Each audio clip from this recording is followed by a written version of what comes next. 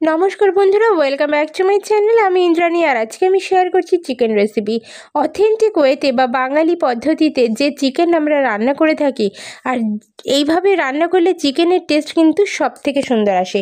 খুবই সাধারণ পদ্ধতি, আর সাথে আমি বলবো চটজলদি উপায়ে আমরা চিকেন কিভাবে রান্না করতে পারি তারই একটা দুর্দান্ত প্রসেস কিন্তু আজকে আমি শেয়ার করছি। তো কিভাবে বানাচ্ছি চলুন ঝটপট দেখে নিই চিকেনের রেসিপিটা। চিকেনটাকে খুব ভালো করে নুন দিয়ে আমি পরিষ্কার করে ধুয়ে নিয়েছি। নুন এখানে প্রায় হাফ চামচ মতো নুন আমি ইউজ করেছি। আর নুন দিয়ে মাছ মাংস যে কোনো জাতীয় জিনিসগুলোকে ধুতে হয়, এতে করে খুব তাড়াতাড়ি কিন্তু চটজলদি পরিষ্কার পরিচ্ছন্ন হয়ে যায়। এবার আমি ম্যারিনেট করে নেব চিকেনটাকে। খুব বেশি উপকরণ এখানে ব্যবহার করব না, নুন, হলুদ এবং তার সাথে সামান্য একটুখানি সর্ষের তেল দিয়ে আমি চিকেনটাকে ম্যারিনেট করে নেব। এখানে খুব বেশি মশলাপাতি কিন্তু আমি ব্যবহার করছি না ম্যারিনেট করার জন্য। তো 15 মিনিটের জন্য আমি রেখে দিয়েছি রেস্টে। এবার জিনিসগুলোকে আমি গুছিয়ে নেব। তার জন্য প্রথমে দেখুন আলু কেটে নিয়েছি। আলুটাকে একটু ডুমো ডুমো করে কেটে নিতে হবে। আর নিচ্ছি পেঁয়াজ। এখানে আমি দেড়খানা মতো পেঁয়াজ ব্যবহার করব আজকে। আর পেঁয়াজের এখানে যে দেড়খানা পেঁয়াজ আমি ব্যবহার করছি, সম্পূর্ণ পেঁয়াজটাকে আমি কুচিয়ে নিচ্ছি প্রথমে। কুচিয়ে এখান থেকে অর্ধেকটা পেঁয়াজ কিন্তু আমি বাটাতে ব্যবহার করব। আর এখানে দেখুন আরেকটা একটা গোটা টমেটো আমি নিয়েছি। আর টমেটোটাকেও কিন্তু পরিষ্কার করে ধুয়ে নিয়ে সব কিছু খুব ভালো করে আমি মিক্সিং বোলের মধ্যে দিয়ে দিচ্ছি। আমি মিক্সিং বোলের মধ্যে পেঁয়াজ দিয়ে দিচ্ছি, অর্ধেকটা পেঁয়াজ, আর দিচ্ছি টমেটো। আর এখানে দেখুন আদা, 1 ইঞ্চি মতো আদা আমি একটু ছোট ছোট করে কেটে নিচ্ছি। আদাটাকে দিয়ে দিচ্ছি, টমেটো, পেঁয়াজ এবং আদা দিয়ে দিলাম। দিয়ে দিচ্ছি কাঁচা লঙ্কা, আর দিয়ে দিচ্ছি বেশ কিছুটা রসুন। এই কটা জিনিসকে খুব ভালো করে আমি মিক্সিং বোলের মধ্যে পেস্ট বানিয়ে নিচ্ছি। প্রত্যেকটা জিনিস আলাদা আলাদা করে বাটার কিন্তু এখানে প্রয়োজন নেই। মিক্সিং জারের মধ্যে কিন্তু একসাথে বেটে নিতে পারেন, অথবা শিল নোড়াতেও একসাথে বেটে নিতে পারেন। তো খুব সুন্দর একটা মিহি পেস্ট আমি বানিয়ে নিয়েছি। এবার চলে যাচ্ছি নেক্সট স্টেপে। তো বন্ধুরা, কড়াইতে আমি সর্ষের তেল অ্যাড করে দিয়েছি। আর এখানে আজকের রেসিপিটা কিন্তু অবশ্যই আমি সর্ষের তেলে রান্না করার কথা বলবো, কারণ চিকেন কিন্তু সব থেকে বেশি ভালো টেস্ট আসে সর্ষের তেলে। চিকেনের যে আমরা রেসিপিটা সাধারণত রান্না করি আলু দিয়ে, সেই রেসিপিটা অবশ্যই কিন্তু সর্ষের তেলেই রান্না করতে হবে। আলু দিয়ে দিয়েছি, আর আলুটাকে নুন এবং হলুদ দিয়ে খুব ভালো করে আমি লাল লাল করে ফ্রাই করে নেব। এখানে আলুটাকে ভালো করে ভাজলে চিকেনের মধ্যে যখন আলুর ব্যবহার আমরা করব, সেক্ষেত্রে আলুর থেকে খুব সুন্দর একটা ফ্লেভার কিন্তু আসবে, স্মেল কিন্তু আসবে, যেটা চিকেনের রেসিপিটাকে অসাধারণ টেস্টি করে তুলবে।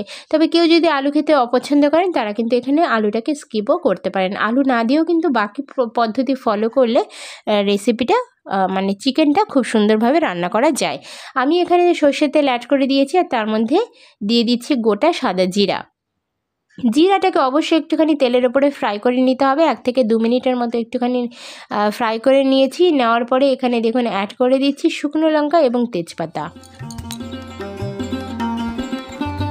শুকনো লঙ্কা এবং তেজপাতাটা হালকা করে ফ্রাই করে নেওয়ার পর এখানে আমি পেঁয়াজ কুচি অ্যাড করে দিয়েছি। দেড়খানা পেঁয়াজের অর্ধেকটা পেঁয়াজ কিন্তু আমি বাটার মধ্যে ব্যবহার করেছি, আর অর্ধেকটা পেঁয়াজ এখানে ভেজে দেবো, এতে করে ফ্লেভারটা খুব সুন্দর আসবে।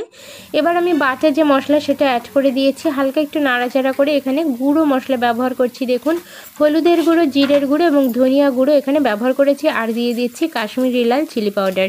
কাশ্মীরি লাল চিলি পাউডারটা দেওয়ার ফলে কালারটা খুব সুন্দর আসবে।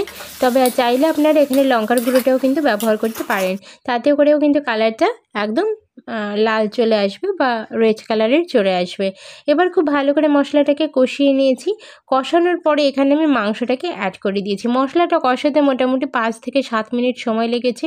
মশলা থেকে যখন তেল ছেড়ে দেবে, তখনই কিন্তু আমরা গিয়ে এই মাংসটাকে এতে অ্যাড করে দেব। আর সাথেই দিয়ে দিচ্ছি আলু। যারা আলু দেবেন না তারা স্কিপ করবেন। এবার আলু এবং মাংসটাকে মশলার সাথে আরও 5 থেকে 7 মিনিটের মতো কষিয়ে নেব। মশলা থেকে তেল ছাড়ার পরেই কিন্তু আমি মাংসটাকে এখানে অ্যাড করে দিয়েছি। এবার এই সমস্ত উপকরণগুলোকে আরও বেশ কিছুটা সময় ধরে কষিয়ে নেব।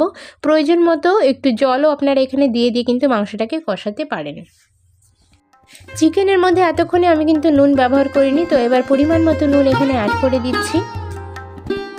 5 থেকে 7 মিনিট চিকেনটাকে কষিয়ে নেওয়ার পরে চিকেনের গা থেকে দেখবেন তেল ছেড়ে দিয়েছে, সেপারেট হয়ে গেছে তেলটা। এই সময় আমরা এতে জল অ্যাড করে দেবো।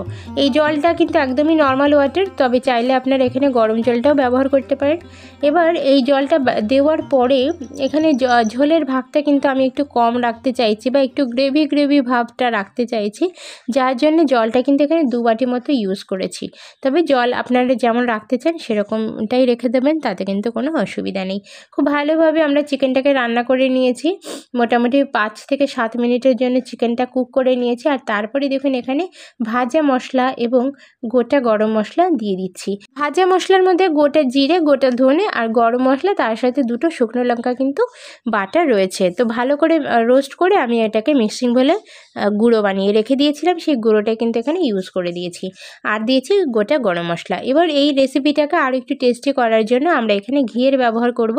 তো মোটামুটি 1 টেবিল স্পুন মতো ঘি এখানে আমি দিয়ে দিচ্ছি। যেহেতু ঘিটা জমাট বাঁধে তাই 1 টেবিল স্পুন মতোই দিয়ে দিচ্ছি। তবে গলা ঘি হলে এখানে 1.5 টেবিল স্পুন মতো দিলেই হবে, বা 2 টেবিল স্পুনও দিতে পারেন। খুব ভালোভাবে আমি চিকেনটাকে রান্না করার হয়ে গেছে, সব কিছু কিন্তু ভালোভাবে মিশিয়ে নিয়েছি।